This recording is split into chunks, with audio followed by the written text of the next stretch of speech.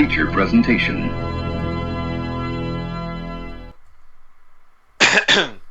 Happy birthday to you. Happy birthday to you. Happy birthday, dear Burhan. Happy birthday to you. Yay! This is the Untitled Movie Show for Sunday, January 11th, 2015. I'm of course, your host, Miguel Leon. And of course, as you heard there, we've got the birthday boy himself, Michael Burhan. Hello, people. Welcome. And yeah, technically in America, it's still my birthday. Here in the UK, it's just gone 1 a.m., which is the sad part. Oh, darn that time zone thing. Yeah, but it's enjoyable. The things I've had a great birthday. Enjoyed it with my little minions, and just basically spending my time trying to get my sleeping pattern back in order. I think getting there, nearly there. And I've been also watching I'm burning through episodes of Friends on Netflix. Yeah, you got a ton of those episodes to go through. That show went what, 9 seasons, I think. 10. Ooh, 10 seasons. I'm Wow. already halfway through season 9. So within 4 days, I managed to watch the entire catalogue of Friends, which I also have on DVD.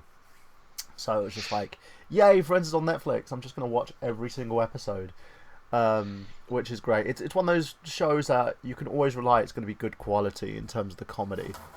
For the most part. I Yeah. mean, a lot of people I think look back on it and kind of that hipster, oh, Friends kind of thing. But you can. The one thing I'll say about Friends is you can tell there was a shift in terms of that whole comedy block that NBC used to have when it ended.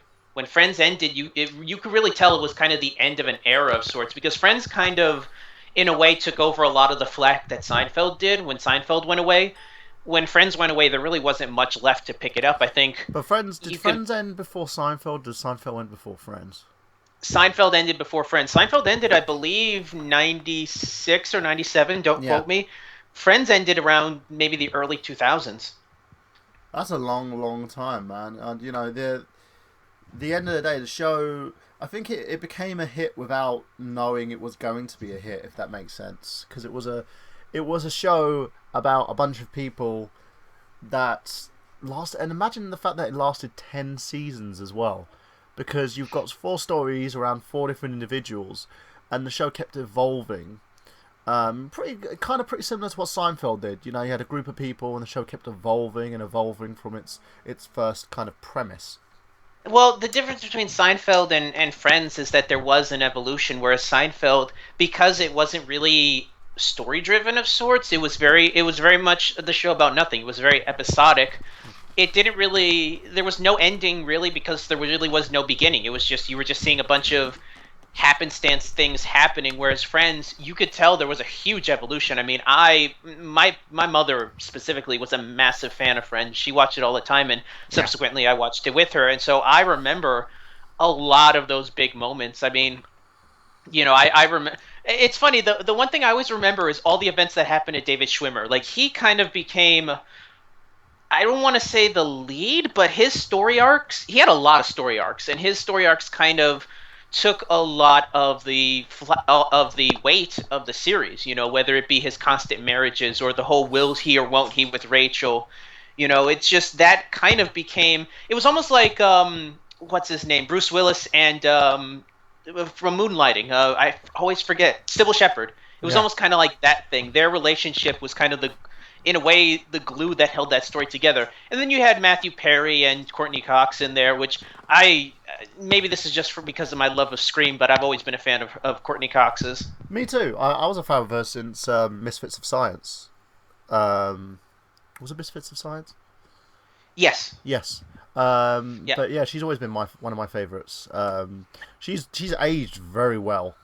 I mean, Oh yeah. literally. Not to go off on a tangent? Did you ever see that series she had on FX for a little while? The one that she was doing, the one she produced with her ex-husband. Yeah, I think it was Dirt. she It was where she played like kind of a TMZ lead almost. Like this was pre-TMZ, but kind of. Yeah, It it was a very, very kind of aggressive show. She had that one where she made out with Jennifer Aniston on it as well. Yeah, that was post Friends. I think that was actually one of the first times they ever shared the screen post Friends, and yeah, that was Yeah. a. I remember there was a lot of press around that, but yeah, that was something. And She the seemed like show got a lot of like good buzz. It never ended like because it had bad ratings. It ended because she chose to end the show. You know, I don't. yeah, it was honestly, looking back at that run that FX had with stuff like Nip Tuck and Rescue Me and the Shield, I think Dirt could have really been one of those shows like those that kind of carved its own fan following and became really, a real fixture for that network, but it just was never meant to be apparently. Yeah, it was one of those where I think in terms of Courtney Cox's ability to hold like the screen with the way her character is, it worked. I just think the big problem with that show was I think it was kind of comfortability, whether or not she was comfortable playing the character that she was playing on the show. Um, you know,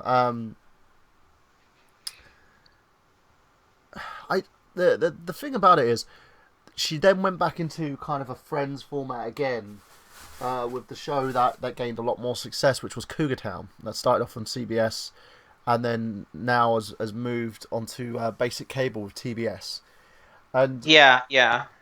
a lot of that was because the show was supposed to be about her coming of age, her character. It was loosely, I would say, kind of loosely based on what happened with her relationship with David Arquette, in a sense, where she ended up divorcing her husband, for those who don't know, because it was very public, because he cheated on her with someone who looked like her. Mm. I mean, really, you cheat on Courtney Cox? If I had that, damn. But the basic premise of that show started from that, and then it kind of evolved into an ensemble cast show because the chemistry was just so good with the entire cast. Her character is very Monica-like, apart from the fact that they consume a ton of wine, and Mm. it's a really fun show to watch. Um, but I think out of everybody in terms of television, she's probably one of the most successful that came from Friends. As And Jennifer that's Aniston's the most successful in terms of like film, she's the most which I successful in don't terms of TV. understand I because don't either. I don't understand her appeal because she really doesn't she plays kind of the same actress in most of the movies she does, and it's the old joke that Patton Oswalt used to say where for being a lead female actress, her movies kind of flatline. Like they're not bad, they don't do great money, but they don't do terrible money either. They're kind of just middle of the road. You could basically just put anything in a Jennifer Aniston movie trailer and it's bound to make the same amount of money. Yeah, it with her. I think she's. I don't know what the appeal is in terms of her box office. I call her a good actress. She's not amazing. She's Mm. one of those where, for me, I felt like she's taken on the character of Rachel and has never stopped. She's Um, also one of these actresses that I have issues with because she has a no nudity clause, but she'll play like a stripper in a movie, or she'll be like, what was that movie with her and Vince Vaughn where she'll walk around naked, and it's like, stop, just stop, yeah, stop that. yeah. A lot of it is just playing on her own sex appeal, in a sense, and Yeah. it is like with me, I can see what they're trying to do, like with these actors and stuff like that. Um, but from everybody, I think the one person who kind of was a bit of a letdown. There's a couple of them really. Like David Schwimmer, you kind of knew he wasn't gonna go outside of Ross. Do you know what I mean? Yeah. He's making his own merits as a director. Um, In fact, his character in Madagascar is pretty much kind of an extension of the Ross character. yeah. Then you've got like Matt LeBlanc who played Joey, who's finding success in a new sitcom called Episodes because he took like a 4 year break after Joey flopped. Yeah, he was the only guy that got a spin-off out of it, which I'm not surprised because he was the most marketable, but at the same time, I don't know, like you could have done something, I guess, with the other characters. Although to be fair, though, we saw the same thing happen with Seinfeld, and those actors really, with the exception of Jerry Seinfeld, really never found their niche, except for I always forget this Julia Louis Dreyfus. I think she's got a show right now, doesn't Yeah, she? she did about a ton of different shows before she actually settled on the new show that she's doing currently. I forgot what it was called. She plays like the Is vice it the one president that of the she plays United the States. VP? Yeah, Okay. um, I think it's called the Veep or something. yeah, Veep. Yeah. She's again, she's doing really well. You had that whole debacle with the racism, um, and the guy who plays Kramer. I forgot what the hell his name Michael is. Richards, yeah. Michael Richards. Um, the dude who plays George as well. He does like bit parts on shows. So every now Yeah, and then Jason Alexander never mm, to me seemed like a guy who could lead a show, but he could play a character on a show, yeah. you know. But yeah, Uh, going back to Friends, I do want to say this: the one we talked about the female actresses, the one that actually surprised me in terms of just how funny she was is actually Lisa Kudrow. yeah. She really, if you've seen her stuff outside of Friends, she's got a great delivery. Like I don't know if it's gonna endear her to maybe like star appeal, but she's funny. Like I really was surprised by just how hilarious she is. She just, especially on the show too. Like she could steal a scene from those the two other leads. Yeah, it's with her. I think the major thing that brings her about is her character. In a Hmm. sense, she's the only one out of the group who's actually a stand-up comedian. She was Yeah. like a part of a comedy troupe before Friends. When she auditioned for the role of Monica. I actually have my friend's trivia book up here as well. Um, the the whole factoid in terms of the show, like even with Matthew Perry, who's considerably funny, but he was always an actor first. He never did comedy. Um, Yeah. so it's naturally the way that she does her comedy is organic. I think they kind of toned her down a little bit when it came to the way she portrayed her character in Friends, but I think she's very underused in terms of her talent as well, because she's never really found that niche. She was also one of the oldest members of the cast as well. I think she's in her 50s now. She doesn't look it. She Yeah, she ages incredibly well. yeah. Most of the women do. You know, Jennifer Aniston, Courtney Cox, Lisa Kudrow, all three of them. I think out of the guys, Matthew Perry's kind of aging constantly because of the fact he had that drug and alcohol abuse problems.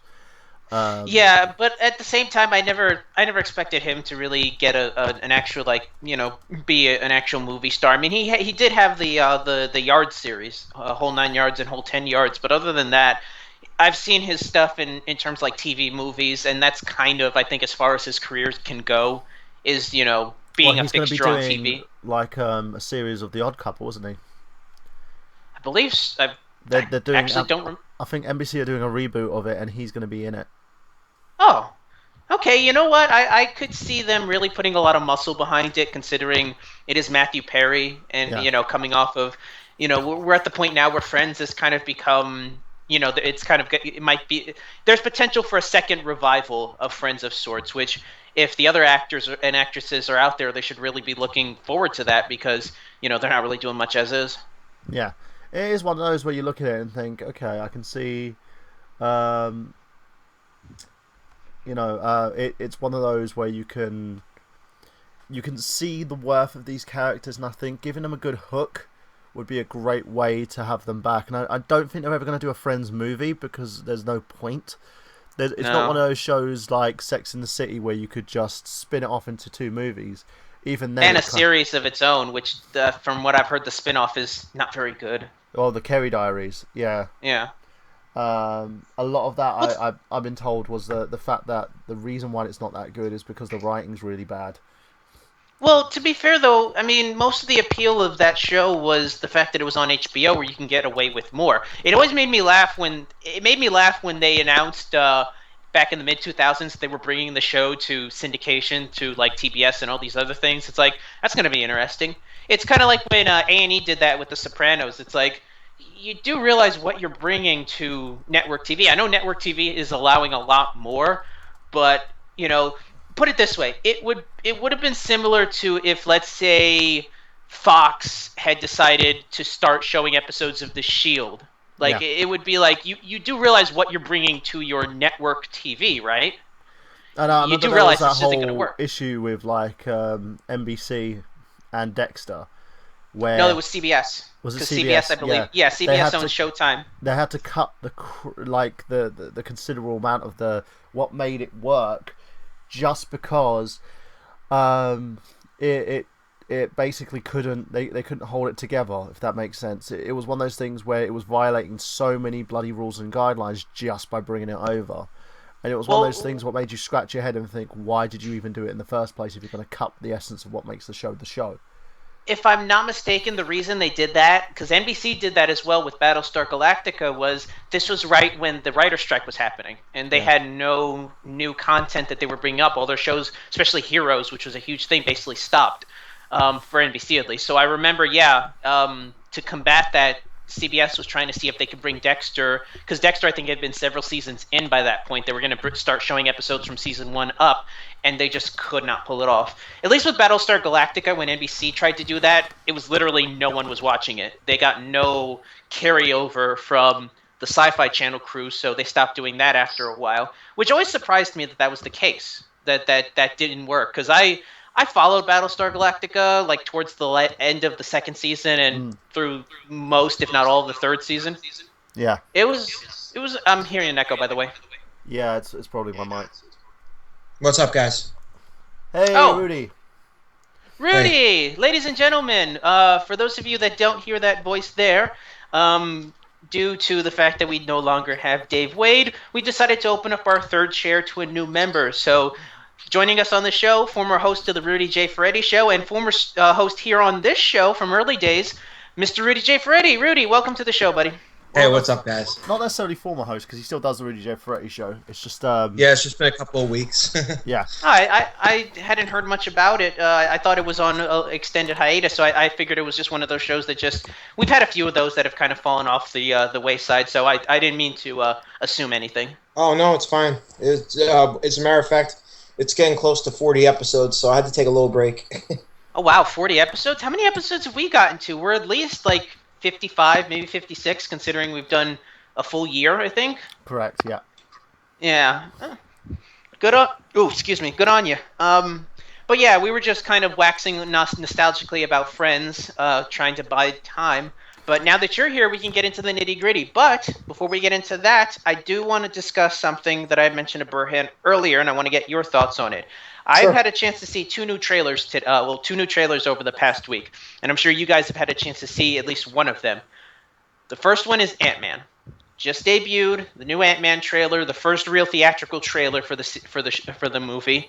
I finally saw it, and I remember just sitting there going, "Yep, that's a movie trailer." Like it was so painfully generic. It was basically I sat there like, yeah, this is what a modern big budget action movie looks like. It had all the action beats you expect, all the character beats. It was just so painfully generic. And I don't know if I'm being hard on it because of the fact that it's following up the amazing ad campaign from Guardians of the Galaxy, but I based off of this trailer alone, I am still unimpressed with Ant-Man coming up. And that's the first one I want to get you guys' thoughts on. Burhan, we'll start with you. Yeah, I'm the same. I looked at it, especially with the actor that they've got playing Scott Lang, the way they're taking the story. It just seems this movie seems very Disney, in the fact that it's like Disney have got their hands on it.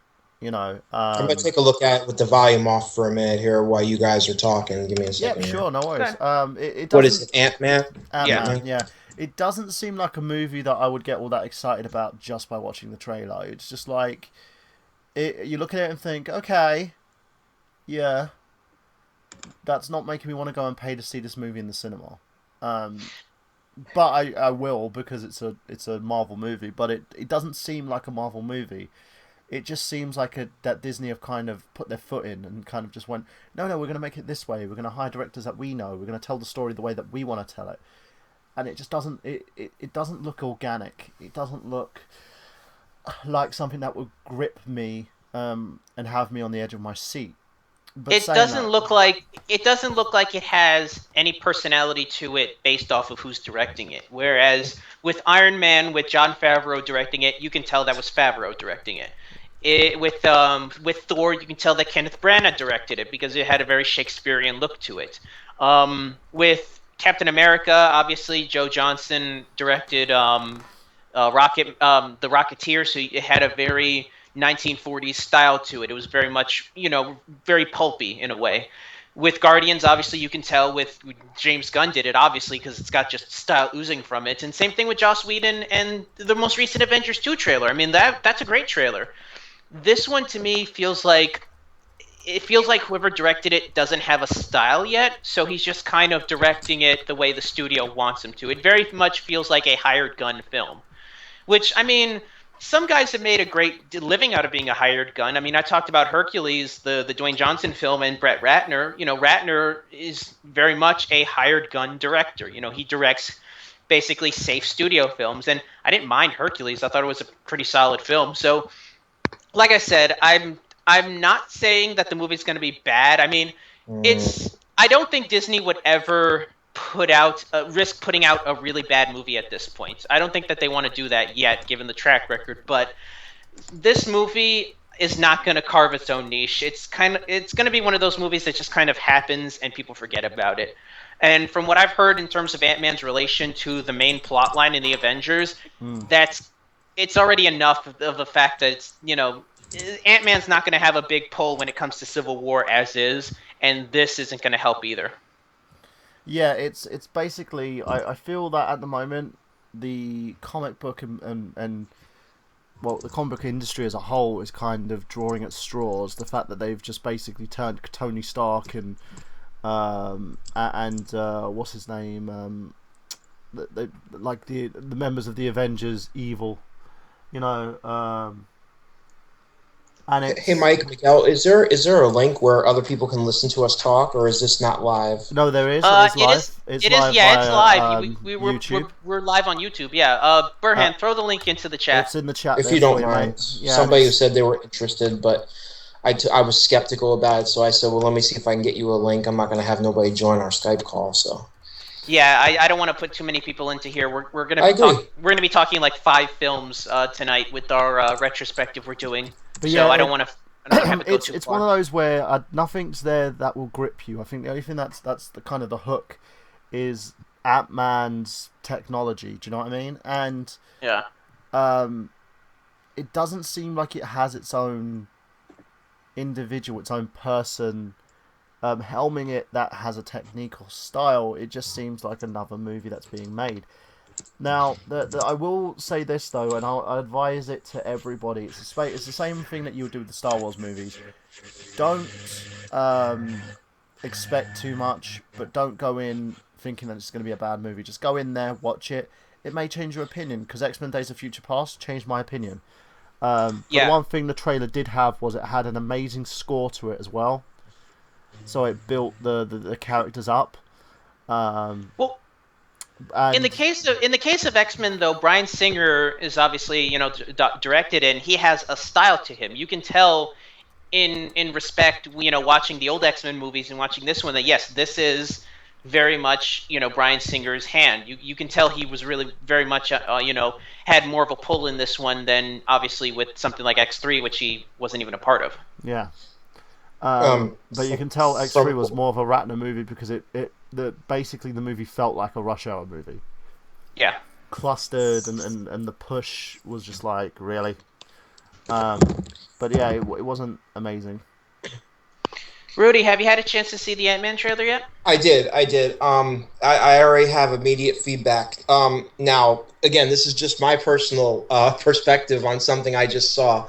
Obviously, it was just a trailer. Number one, I don't know the actor's name, but I don't like him. And I don't mean I don't personally like him as a person. I don't like his acting. Is it Michael? Is it the older gentleman or the younger? The gentleman that plays Ant-Man, whoever he is. Oh, Paul Rudd, yeah. Okay, I'm not a very big fan of his, number one. Number two, what I see here is a conjunction of a wannabe, like, Terminator slash, what the hell was the other movie? Turbo Man from Jingle All the Way. Schwarzenegger?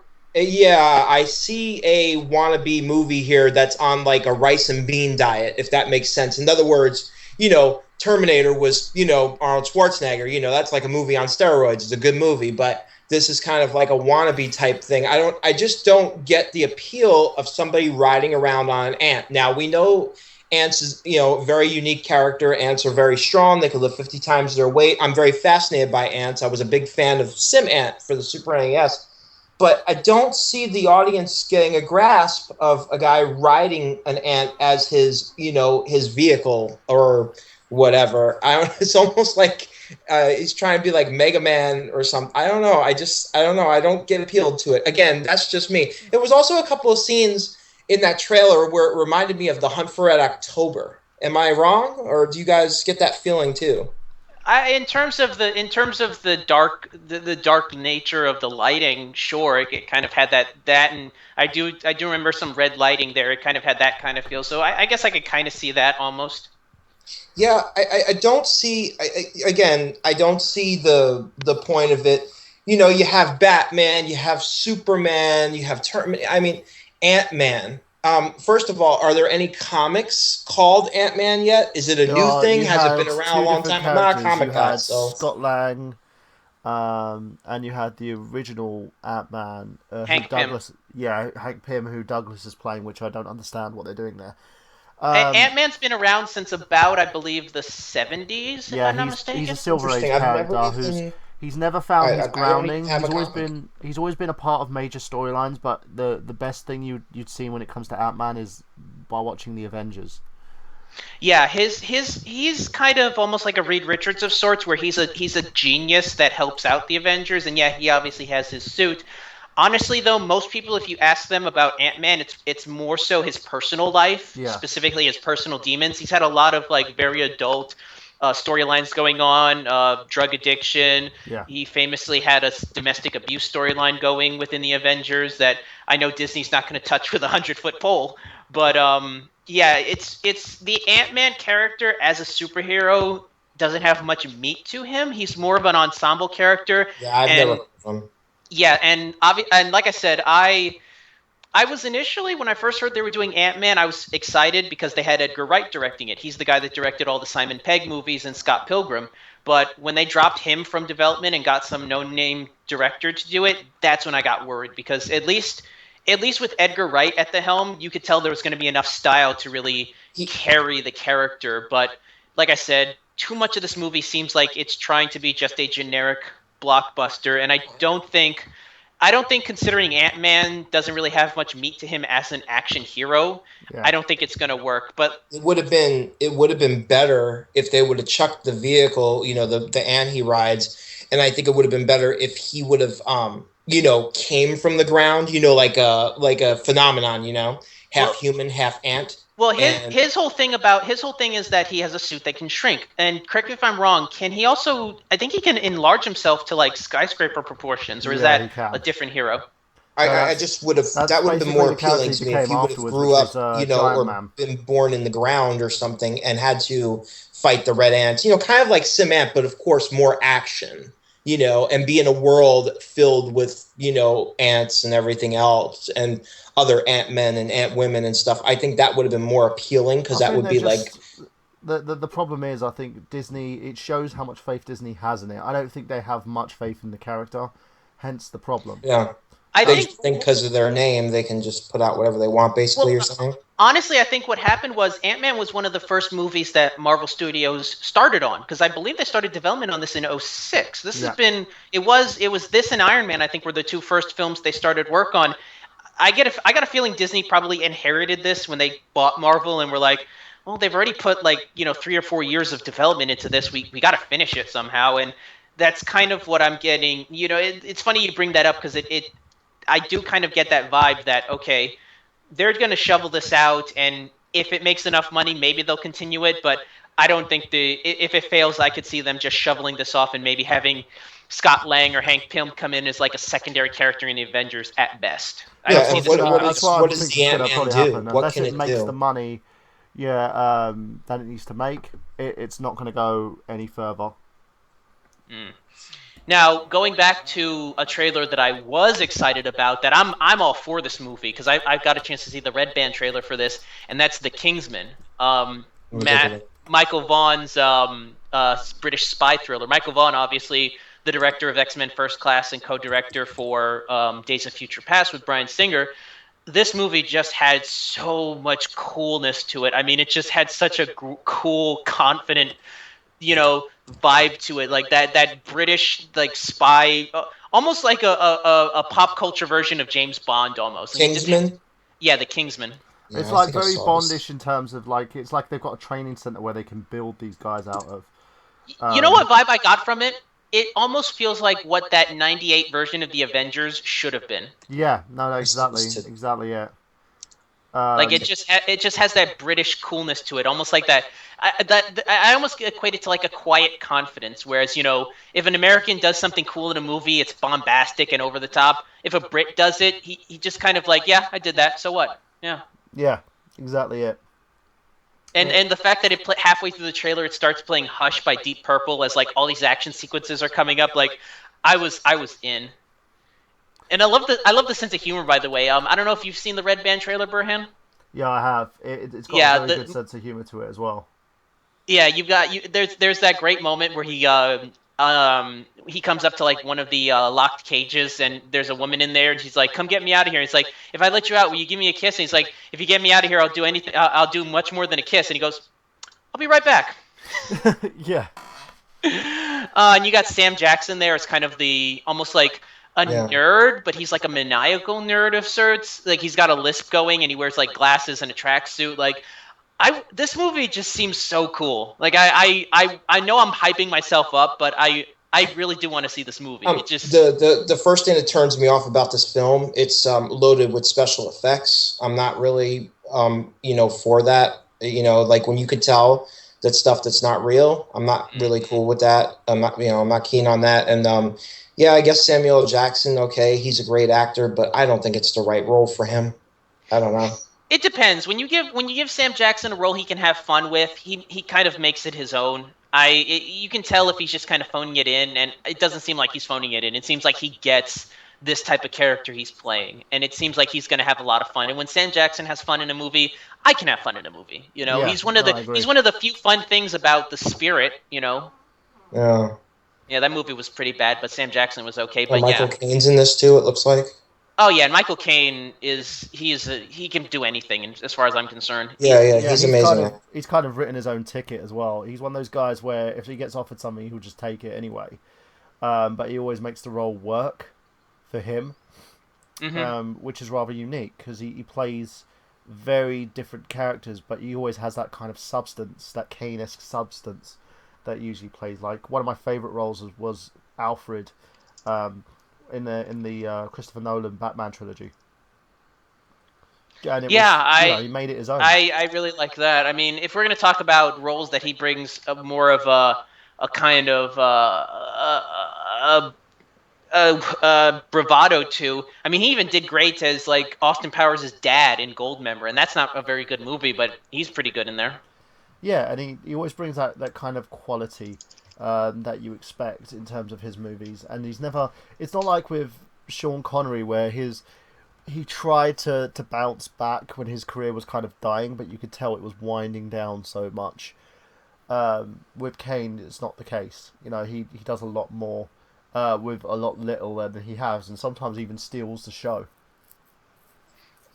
Kind of like a Christopher Walken. He doesn't have to be the star of the movie, but he makes the movie because he's in it. Yeah, exactly that. Which is almost always true. I mean, if you notice, right, Christopher Walken's in like 99% of all the movies we always watch, right? But like he's never like really a big star in the movie. I mean, certain movies he is, but some movies like he's just never anybody. But because he's in there, you want to watch the movie, and he makes you laugh. Even as a serious character, I mean, I think he's like one of the funniest guys ever. I don't know. It's just something about his talk, because he does the whispering with his talk, so he's always like, "Did I shoot you? Did I hurt you? I mean, Also, his what do you want phrasing me?" as well, the way he phrases certain Yes, roles. the facial expressions Yeah, exactly.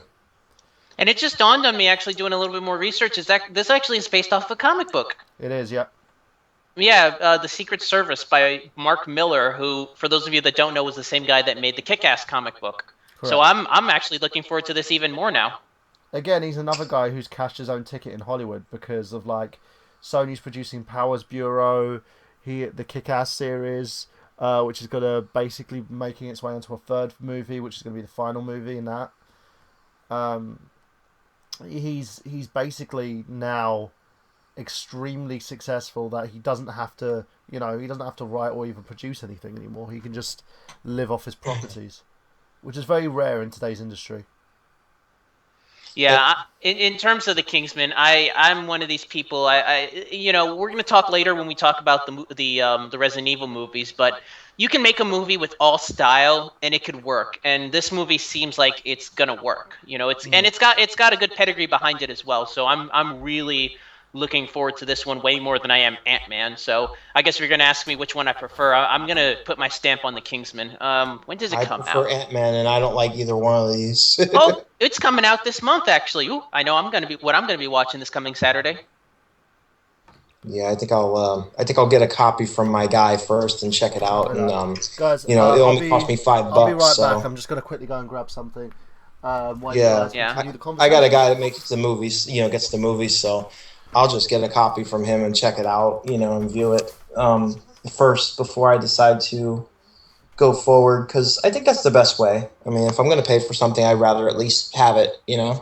Well, I do that a lot mostly. I've got a whole backlog of movies that I've got to burn through. But the last time I went to go see a movie in the theaters, I don't remember if it was Guardians or if it was Transformers 4, because I saw those both within the same time frame.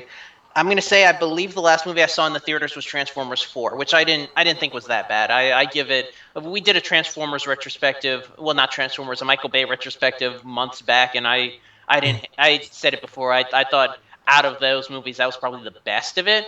And then I saw obviously Guardians, and I thought that movie was awesome. That movie was great.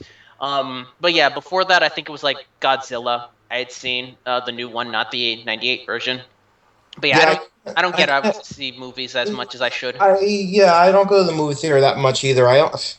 To be honest with you, I think the last time I went to the movie theater, I think I saw Paranormal Activity 4. I think that was the last time I went to the movie theater. To be honest with you, Hmm. it's been a long time. Um, Ever since what happened with the so-called shooting in Colorado, I've been kind of staying away from the theaters. Um, whether it was made up or not, it freaked me out. So I think it made me kind of stay away from the theaters for a long time. And plus, goddamn, so fucking expensive, dude. I remember. I mean, I'm 35. I remember when it was $5 to go. Okay, and I'm not that old. Hmm. Now movies can be up to $11 a person. I mean, what the fuck? And and then on top of that, a lot of movies suck today, in my opinion. Modernized movies. So I don't really go to the movies that much unless it's like a really good horror film, and then of course those are remakes usually. So it's like I don't know, kind of like a double-edged sword, man. Yeah. I'm just waiting for the remake of Scream so I could jump out a window. It's like give me a break. How about some originality? Well, I don't know about that. I mean, I haven't heard anything in terms of like a remake of Scream. I mean, it's You know it's probably gonna happen. You know it's going to. it is, but I don't think it's going to be successful. I mean, they came out with the fourth one, and we did a Scream retrospective actually a couple months back. I'm a big proponent of the series. I love the series, but Me even I too. admit that the fourth one did really not need to exist. Like I'm glad they were able to get the original writer back for it, and Wes Craven obviously did it himself, but I mean in terms of directing, but it was an unnecessary movie that tried to prove something and just fell on its face. Well, that's an interesting topic you just brought up, and hopefully the listeners are hearing this. It's something that's really weird, and you're going to be like, "Oh wow, I never thought of this," and I didn't think of this until now either. I admit it. If you go back right now in time and look at all part fours of all horror movies, they all had an issue. Listen to this: Halloween 4 wasn't that great. Friday 13th Part 4, the final chapter, was a fucking joke. Let me see. Texas Chainsaw Massacre: Next Generation, which is part 4 technically, that was horrible. That made 16. That made $96,000, I think, total in the box office. It was one of the lowest grossings in history. Not the lowest, but one of the lowest. Yeah, it was 96,000, and Matthew McConaughey and Renee Zellweger were in there, and that could have ended their careers. If I'm not mistaken, wasn't that direct to video? I don't think that had a theatrical release. It did. It hit a few. It hit a few movie theaters. It made like 96 grand at the box office. It didn't make Oh, very okay. much. Um, Okay, so that's part four, right? Listen to this. Jaws 4, right? The Revenge. Now, it wasn't the worst movie, but let's be realistic. It was nothing like the other two or three. Um, and then Scream 4, you mentioned, right? Saw 4 was okay because it made things start coming together. But if you take the trend of what I'm explaining here, part fours of all horror movies are usually garbage. Even Silent Night, Deadly Night 4 was horrible. Absolutely horrible. It made no friggin' sense whatsoever with the other movies. Had nothing to do with Santa Claus. Well, I believe, if I'm not mistaken, Silent Night, Deadly Night 4 was actually an original script that they just renamed Silent Night, Deadly Night. I don't think it had anything really to do aside from maybe just a couple name changes to tie it into it. But if I'm not But mistaken, there's yeah, no excuse for that. Why do that then, right? yeah. Hey No, guys, That, sorry about I that that. understand. I was just called away. For we're talking about part fours of horror movies yeah, and why a lot of them are garbage or fail. And honestly, there's a real big and Michael, you'd be interested in this too. There, if you look at the history, a lot of part fours of top horror movies are actually garbage. Even Psycho 4 was a joke. yeah. Psycho Um, 4. one of those things. I think when it comes to the horror genre, it's basically suffering the same thing that a lot of movies have suffered because we're becoming into a day of evolution in terms of effects and stuff like that. People are relying a lot more on post to get out the kinks, from Mm-hmm. yeah, the bad acting, the bad direction, or even just badly written characters, and they just rely on people to do their own thing.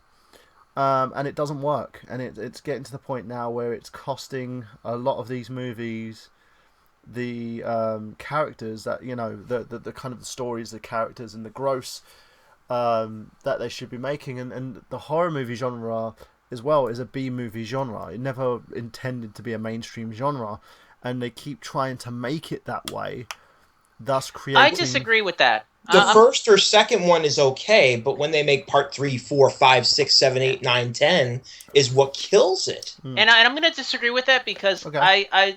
there's a weird misconception when it comes to horror, because when you pigeonhole horror, you really got to talk about what kind of horror, because there's a Okay, lot of movies that I would consider to be horror films, if you really think about it, that have distanced themselves from that label. that's true. Probably the most famous one being Silence of the Lambs. I mean, that for the longest time, up until it got nominated for Oscars, was considered a horror film, and then it gets an Mhm. Oscar nod, and it's like, no, no, no, no, we're a psychological thriller. It's like, no, Right. you Well, you Gremlins was also a horror film, but I don't think it's horror. Do you think, what do you call it? Do you think Ghostbusters was horror? I don't think that was horror, but it's under the horror category. it's stuff like that though is considered a horror comedy. I'm talking about straight up horror. I think Yeah. when most people think of horror, they think of slasher films, and Okay, that's not I really agree. fair. I do agree with that. I think that's true, don't you?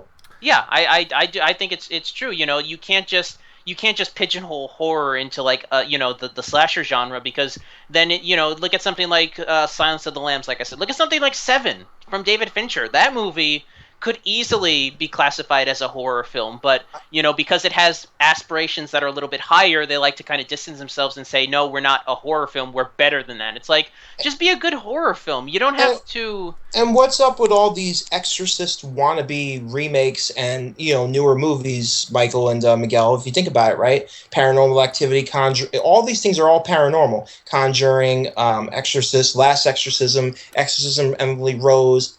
What the fuck's going on here? What It's are we because doing? a lot of those are easier to make budget wise, because they don't really. A lot of them, you'll notice, are found footage, which is very much, they're kind of the easy way of making movies, because they don't really take much in terms of a budget. But you know what I'm saying though? Devil Inside, Devil, is coming. You know what I'm saying, right, Michael? Everything's like it's all similar. Yeah. What it's getting out of control. Yeah. It's got to the point now they've taken a movie or style and just copied and pasted it. Yeah. Right, exactly. Well, It's staying boy. staying on the horror genre, I guess we can kind of dovetail that into our main topic. We had our topic set for the episode way back when, and I do want to bring up one thing before we move on. I know in our last episode, the video cast we did mention that Chris Dace was going to be on the show of the Dace Man Show. He had to back out due to other engagements. He has to take a trip up to Canada, I believe, so he was not able to make the show. Dace, I completely understand, man. Things happen. I'll give you a plug here, guys. Check out the Dace Man Show on Blog Talk Radio if you're interested. It's a great show. We'd love to have had you on, buddy. We'll have you on sometime later in later in this series, if anything, somewhere down the line. But I just wanted to throw that out there for people who were expecting him to be on. Now let's get on to our main topic, which is we are doing a retrospective on the Resident Evil franchise, not the games. This is an IGG, although I think Burhan, you've done an episode on Resident Evil before, have you not? We did in terms of I Got Gameplay. In terms of the movies, we never touched on it, and the reason being is it's one of those franchises where it had potential because you could see where it could have gone in terms of the character of Alice, because they had a similar character in Code Veronica X, and it could have been a movie that could have worked side by side with the games. The problem is it got from the obscene to the stupid very, very quickly as the movie progressed. But we can talk about that a little bit more when we get into the meat and the kind of the nitty gritty, the meat of what made this franchise.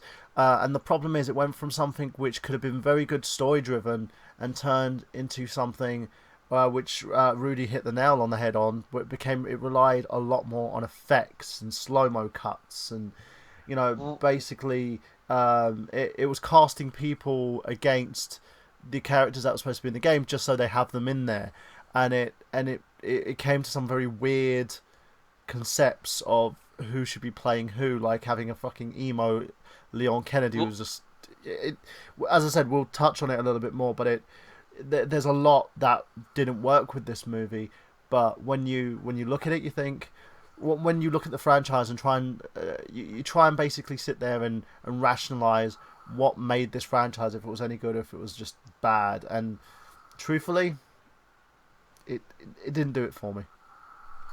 Well, Rudy, have you had a chance to see any of the Resident Evil movies? What's your thoughts on them in general? I'll be honest with you. Over the years I've skimmed through them.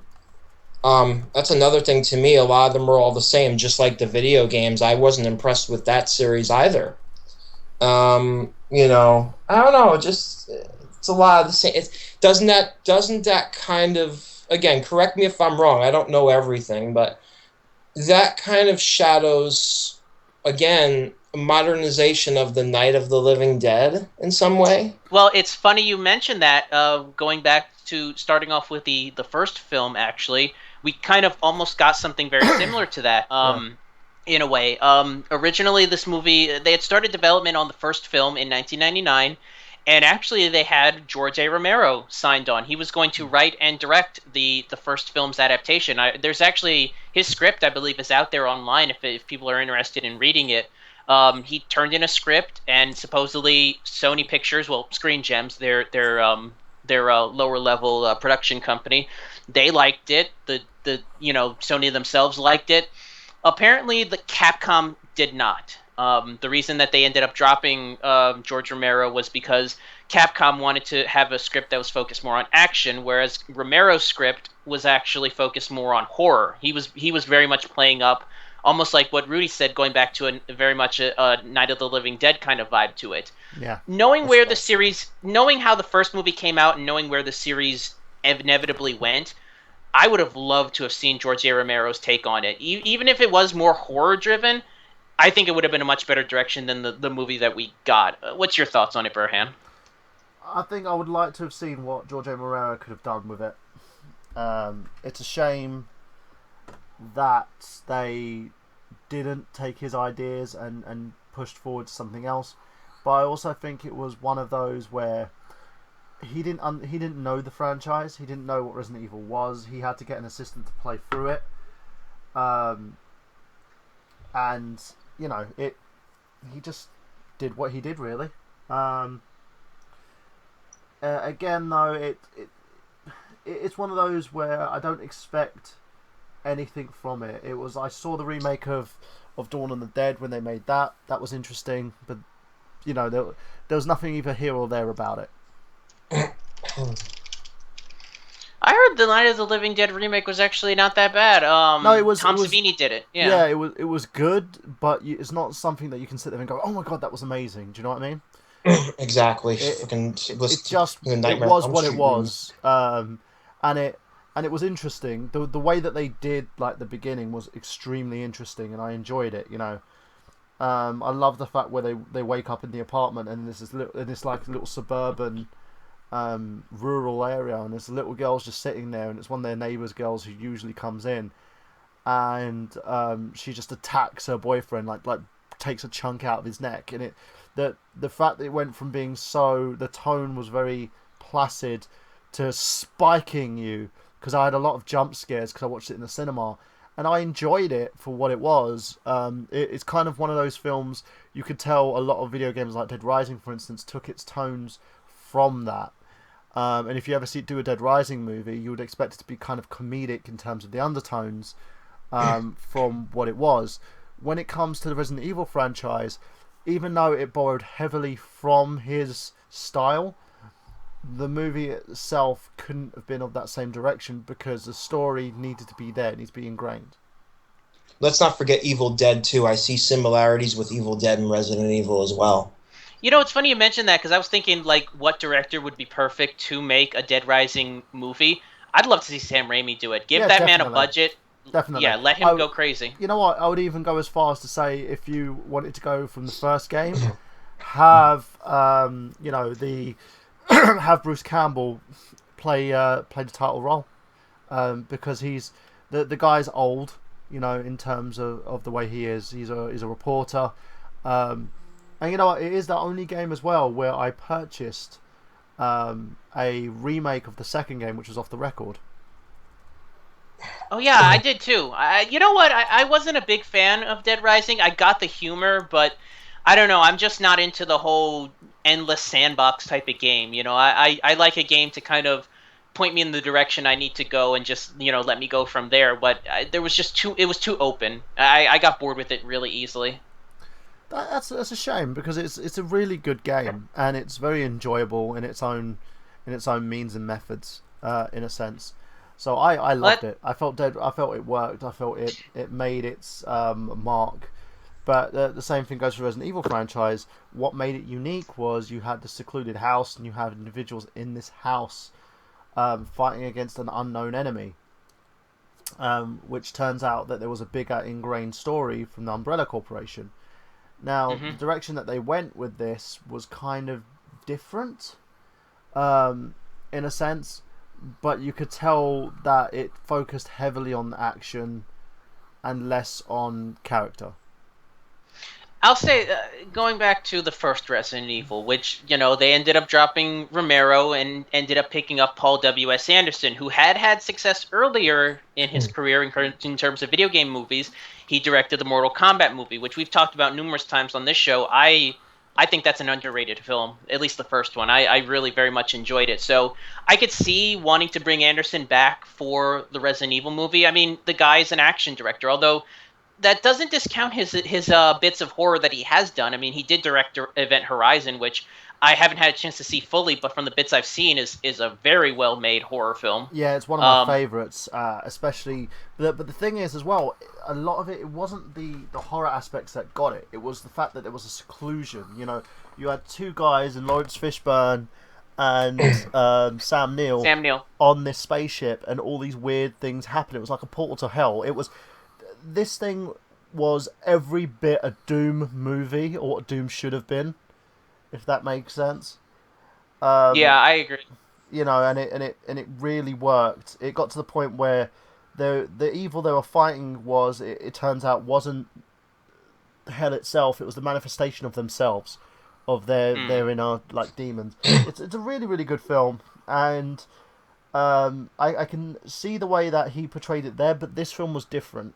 Reason being, it started off and I would say as well, I agree with you with the first one because it was my favorite because it established mood, it established character, and it established the plot line, the basic plot line of what this movie was going to be. Yeah, I've said it before. Resident Evil, the first one, is kind of a movie I've kind of gone back to. I'll admit I fell into the trap that a lot of people did when they first saw it. Is I didn't like it because it didn't focus. It wasn't based off of the games as tightly as I would hope. Yeah, I'll admit I fell into that trap that everybody else did, and we'll talk about that when we get into the sequel. But looking back on the first movie, I actually respect the fact that they kind of went their own direction. They had enough elements from the games to where it felt familiar, but at the same time, you could tell they had their own storyline going. You yeah, know, they had their own thing that they wanted to do, and I took it very much as kind of, you know, in going back to see it, I took it very much as kind of a reimagining. You know, it was kind of doing its own thing, but at the same time feeling, you know, still familiar. So I respect the first one more than I do the other game, the other movies. I really do. You know, I still have problems with Mila Jovovich, and we'll talk about that more when we get into the other movies in terms of her being a lead actor, an action lead. And trust me, when we get into the later ones, that really does start to become an annoyance to me. But all in all, like I said, I really dug the first movie. I think the first movie doesn't get enough credit, and I think it gets kind of washed in with the rest of the series, and I don't think that's really that fair. You know, this yeah. I agree. one, in terms of being its own thing, I dug it. Rudy, you said you weren't that big of a fan of the Resident Evil movies. Do you at least remember the first one? Honestly, it's so long ago now. I don't. You were talking 99. Yeah, Shit, that's 2001 actually, I think, is when this came out. Development started in 99, but 2001, I believe, is when the first movie came out. I might have even went. Did I go to the movies to see that, or was that 30 Days of? I can't remember. I know I saw one of them in the movie theater. Either that or the Days of Night. You know, 28 nights, whatever days. I saw one of those in the theater. I don't know if I went and saw Resident Evil in the theater, but even so, if I did see it, yeah, it was like 14 years ago. Yeah, this it's weird. The series the series still makes good money, and we'll talk about that when we get onto it. And yeah, it's been almost over a decade, which is surprising. Although you know, there's a reason why most franchises don't last that long, and trust me, we'll get into that. But I guess if there's nothing else to say, we can go into the sequel, which is Resident Evil Apocalypse, a movie that I've kind of had the reverse effect with. I liked it when it first came out because of the fact that it stuck to the franchise. Having gone back and watched it, I'm not a big fan of it. I think it started a trend that I'm not a big fan of as a fan of the series, hmm, which is they started bringing in characters from the movies and really had nothing to do for them. They just kind they of were it just was almost like there. Paul. Yeah, it was kind of like Paul Anderson was like, "All right, people are complaining that I'm not bringing characters in. Let's rename this faceless character in here. We'll name him Carlos. We'll name this one character Jill, and that's it." And they didn't really write these characters as anything. You know, it's almost like, and I'm gonna quote Phaelus on this one, from that guy with the glasses.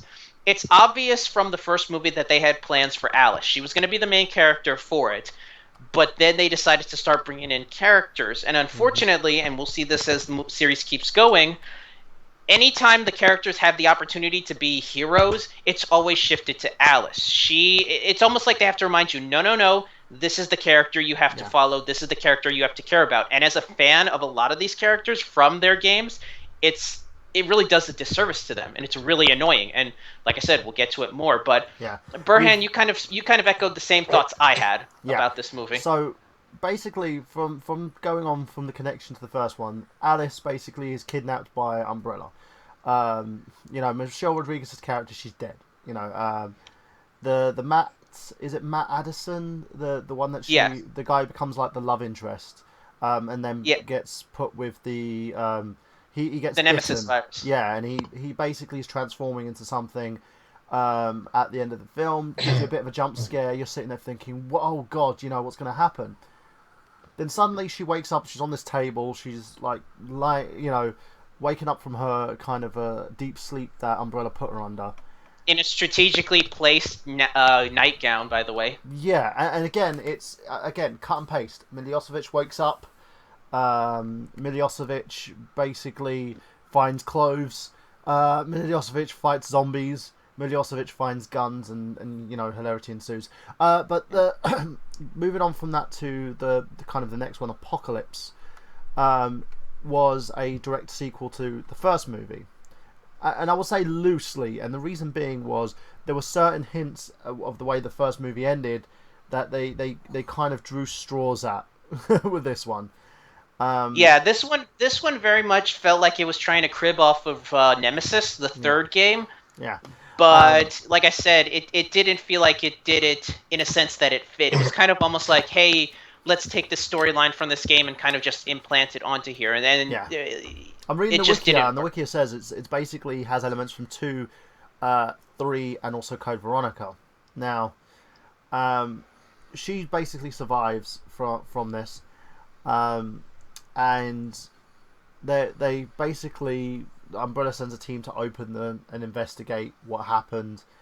In terms of like the situation, she's in Raccoon City before they're gonna blow it up, um, and it's like deserted and stuff, and she has to go through Raccoon City with the Nemesis thing following her, and she's trying to remind Nemesis who it really was to begin with, and the thing turns good. Yeah, and that whole last act really annoyed me because it basically it basically boiled down to a fist fight basically between Alice and the Nemesis. It was so goofy. Yeah, I really wish this movie had a better villain because it really didn't. I mean, the Nemesis was a villain, but the real villain they had was like this businessman slash scientist. Like they had Wesker there, and we'll get into Wesker a little bit more, but I really wish he was more of the villain in this movie, the same way he would in the later movies, because yeah, he actually is not that bad of a villain moving forward. But yeah. we'll get to that. But you had Get the to it. gentleman who's Carlos or Olivia, the guy from Stars. Mike Epps Oded was Fair. Yeah, Mike Epps was in it as well because obviously you want a comedian bloke in this movie for no fucking utter reason. He does Well, nothing.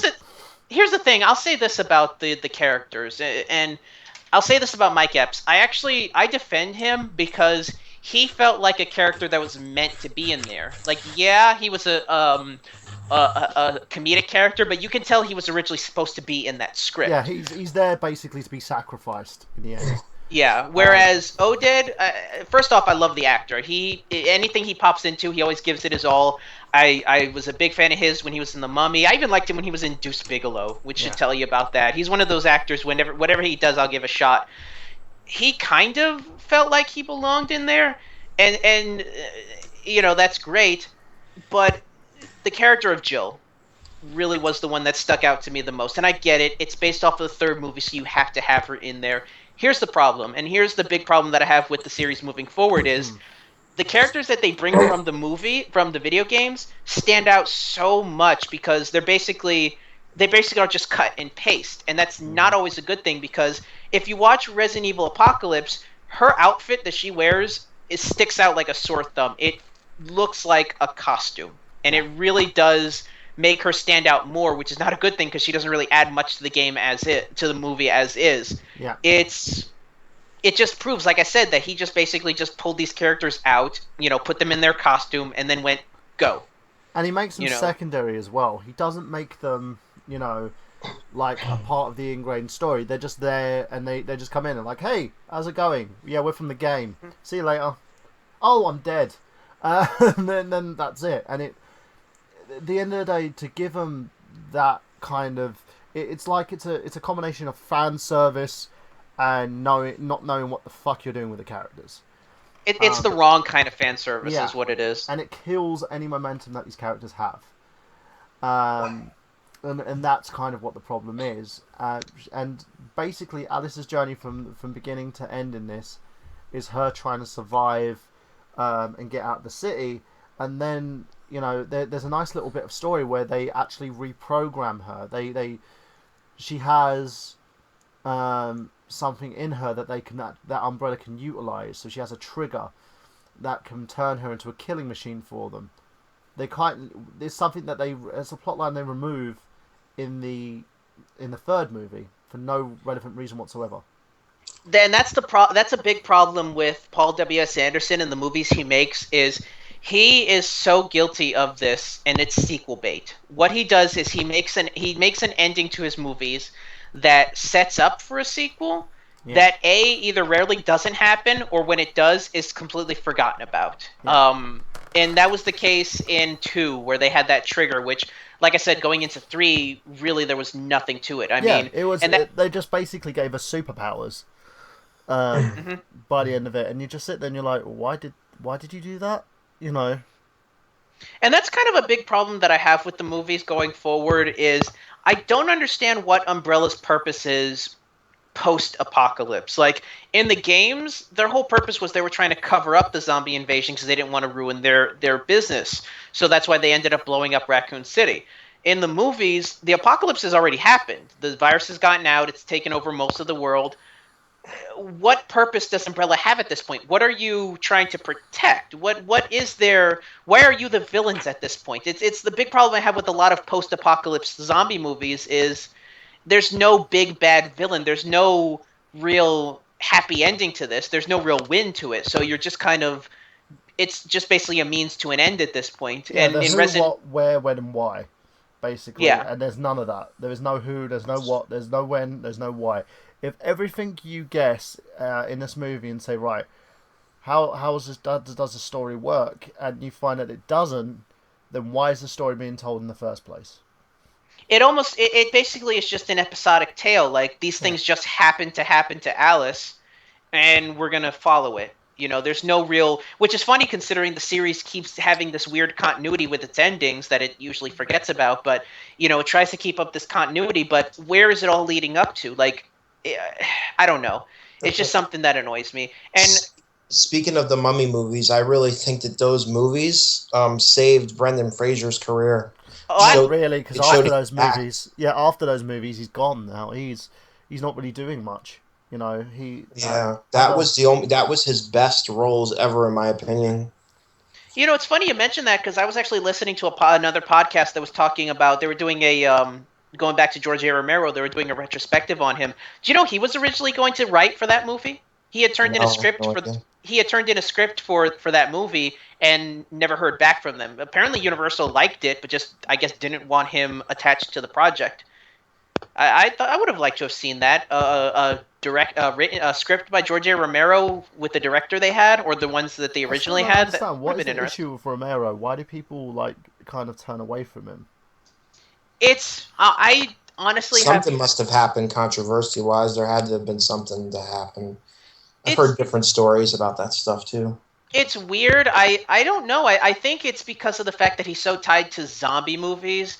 I think most people, it's kind of like a ghetto of sorts. Like you don't hear George A. Romero's name attached to like big budget projects. I mean, Dawn of the Dead was a huge hit, but it very much was a runaway hit of sorts. You know, it was kind of dovetailing off of the success of Night of the Living Dead. Well, success in quotes. It really didn't make much money due to the public domain issue. But yeah, Day of the Dead really didn't make much money. Some of his other non-zombie stuff was just kind of forgettable. You know, I think in terms of like a big budget nature, I just don't think Romero's name has much pull. I mean, even Land of the Dead did okay. I mean, it wasn't a huge hit that they were expecting.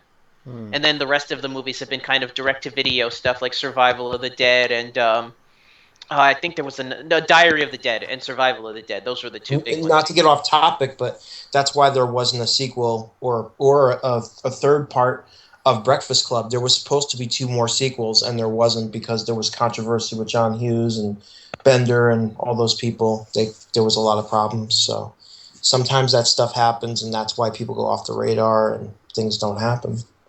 Well, I don't know about Romero. I mean, he's there. Supposedly, there's another of the Dead movie coming out that's going to be directed by his son. So we'll see Yeah, what we that. don't know. We don't know. We can only speculate, but there's a lot of stuff that happens in Hollywood that we're not told about.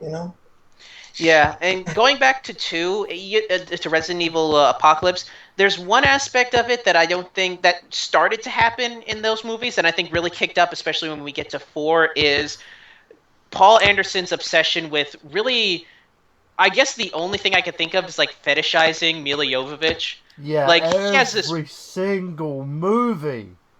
yeah, it's Oh, like he's either putting her in situations where she's completely naked or giving her all the slow motion moves or putting her in some like type of like skimpy outfit. It's like I get it. You're attracted to her and you finally ended up, obviously, at one point they're now married, but it's just they're still so married now, aren't obvious, they? dude. Because they're like Oh, I they've got know. the next Yeah, they didn't. child Well, they didn't coming. get officially married until 2009. So I Yeah, mean, but it was they a they long they while were before then. dating when she was, I believe she was like shooting the first movie. They were Yeah. together.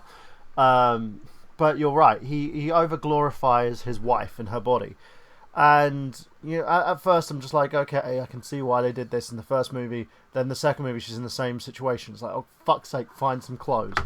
Third movie, Yeah, she's half naked again. You're like, why do you keep stripping? Do you like to watch? Do you want me to come to your house and make love to your wife while you're sitting there jerking it? I don't he has understand. this. He has the same weird obsession that Len Weissman has with Kate Beckinsale, with the Underworld series and Total Yeah. Recall. Like they have that same thing where they just love glorifying their wives on camera. I don't get it, but it is what it is, man. Whatever gets Yeah, you well, she's off. in that But tight PVC outfit, and you can see her butt and everything, and you're just like, all right, I get it. I get that you got some kind of fascination with her, but at least make it relevant to the story. And you don't. You just it's the same old shit. Um, yeah, and that going on from that movie to kind of the third movie, which was Extinction. It just went even worse from there because this was one I nearly switched off after this movie. I was like, because I watched 1 and 2 in the cinema, which because I'm a big fan of Resident Evil, I'm a big fan of zombie movies, and I wanted to see what they did with it. And after the second one, I was just like, you know what, I can't digest the third one. The third one for me was straight to DVD. I watched it straight on DVD, and my God, I wanted to punch a wall. Again, she wakes up, she's in the mansion. Again, same situation, same pose. yeah. Um, It's the one thing I remember in terms of part three, and I saw this in the theater, and that's really the only time I have seen it. I don't remember hating the movie, but at the same time, I don't remember anything from it. I don't remember anything really happening in terms of the story. I know they reintroduce Wesker as the main villain. yeah, They bring in elements from Code Veronica, like those one-armed creatures. They ended up becoming the big bad for for yeah, this which I movie. don't understand because they don't seem like a bad guy. Do you know what I mean? They don't seem like the big bad villain thing. Well, it's weird because the first one had the liquor from the first game. That Yeah, was the big bad for that one. The second one had Nemesis. The third one they had the one-armed creature from Code Veronica as the big bad guy. It was I get it. They wanted to use characters from the games, but you could have been a little bit more original. You could have used, the main villain from Resident Evil 2, which had that big eye attached to his hand, attached to his body, and I forget what the name of it was. I think it was like the Titan, if I'm not mistaken. yeah, I mean, they've always had characters like that in Resident Evil, and it seems like that would have been a better choice, but they went with what they did. And yeah, honestly, I give three more credit than it is because we didn't mention this. The second one was not Paul Anderson. The second one was a different director. I think it was like one of the cinematographers from the first movie. Paul Anderson took over production, even though you could tell it was still a Paul Anderson film. This one was actually directed by Russell Mulcahy, which is tragic enough because he's a great director. He directed Highlander. yeah, He was the director of Highlander. He directed the Shadow, that really underrated comic book movie with Alec Baldwin. The guy's a great director, and this movie, I almost feel like he was just director for hire. There yeah. wasn't any flair to it. It just kind of was, and like I said, I want to complain more about it, but I don't remember anything from this movie. There was Basically, nothing you really had the to it. Stars team again. Mike Epps' character was killed off this time around. You had Ali Larter as Claire Redfield for some weird reason she pops up. Yeah, Oh, I remember that annoyed me that they didn't do anything with it because Claire Redfield's my all-time favorite character from Resident Evil. She was in both of my first two Resident Evil games, being Code Veronica and Resident Evil 2. So when they introduced her, I was a big fan of that, but they did nothing with it. It goes back to what we said about Jill. Like, it seems like the only character they really did anything with was Carlos, and that was only to establish this love story that should have gone to Jill but went to Alice, and then to kill him off in this movie. That's the one thing that I was annoyed about, was that they yeah, killed his character yeah. off. He gets infected after they realise that Omar Epps' character was infected. He tries to kill everybody. I think you had Ashanti was in this as well, wasn't she? She was the nurse. Yeah, Yeah, she kind of was just there to die. It yeah. is what She it was is. Nurse Betty basically. She ends up Hmm. getting killed by Epps' character. And then like she's killed, everybody else is killed. The whole Stars team, apart from Claire Redfield, Ali Larter's character, is dead. She survives, and then they go through this whole freaking thing again. to the point where she enters the facility. She finds the Red Queen's sister AI, the White Queen, and informs Alice that her blood is the cure to the T virus. Right? Now they Um, say cure, but it goes back to what I said. Even if you find a cure for zombieism, there's no point at this point. Like you can vaccinate people for it, yeah, but society's pretty much done. Like it's yeah. it's like I said, it goes back to my biggest problem with zombie movies post apocalypse is where do you go from there? Like I guess you can have a pseudo happy ending, which we'll talk about when we get to the fourth one, but I don't know. It just it This I should have just I been the wasn't final. This should convinced. have been the end of it, right? And I'll explain the reason why. She finds out she has clones. That there were basically Alice had all these clones that were made of her, and that they were being introduced into this facility to test her abilities because while everyone else mutated and turned into these like monsters, she didn't. But she got enhanced abilities like strength and stuff like that. Something similar that happened in Wesker, in a sense. Hmm. Um, Now, she finds out about these clones. She ends up destroying the facility, and then goes to Tokyo, Japan, to finally go face to face with Wesker. Um, Yeah, and that's how the third one ends, which leads us into Resident Evil 4, which I need a moment for this one, if you don't mind, yeah, because I literally just finished watching it. I was going to marathon 4 and 5 today, and then talk about it before I went through 4, and you guys know, you know, Burhan, it takes a lot for me to hate a movie. I'm very much an apologist with most movies. Not me. I can find the positives in some movies. This movie from the first scene angered me. I yeah. was just sitting there just picking this thing apart. All right. It's an You've got IMAX movie. The one thing that you have to look at society in a sense. The whole movie genre went into this whole fascination with IMAX. And Oh yeah, 3D. this was the first movie that was introduced in 3D. The Yeah, first Resident Evil movie. yeah. It's a very much so a gimmick movie. It's a Um, gimmick movie, but it's not even a good gimmick movie. yeah, There's so many plot holes. There's so many moments that I look at it and I'm like, this movie could easily have ended if they didn't just like either stand around and do nothing or shoot when they had the chance. Or I mean, that whole first sequence, I'm like, you've got a whole team of yourself.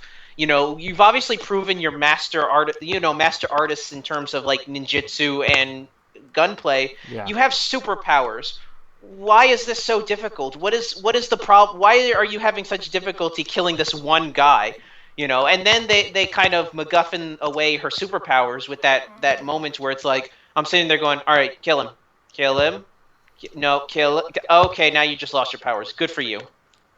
Yeah, And then and, and, and and then they that's the and then thing. they're They do this huge cut off point of like she's now able to kind of take these guys down. She's superhuman, and the next minute they're like, "Bap, we're not going to do that now. Fuck you. Fuck yeah we whatever you think was going to happen. That's not happening."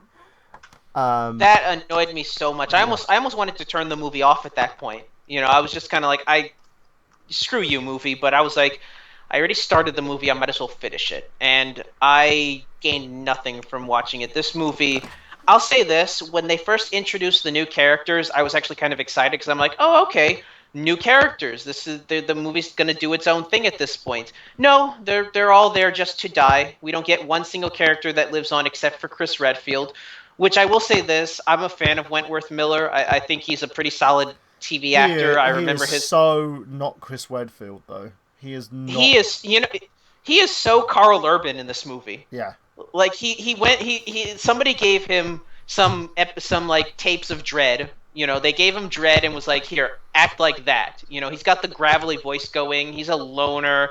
Like he's a great actor, but he was great because he wasn't playing Chris Redfield. He was playing Carl Urban's Chris Redfield, which I guess it has its place, but like I said, there's so much about this movie that's terrible and it's so stupid.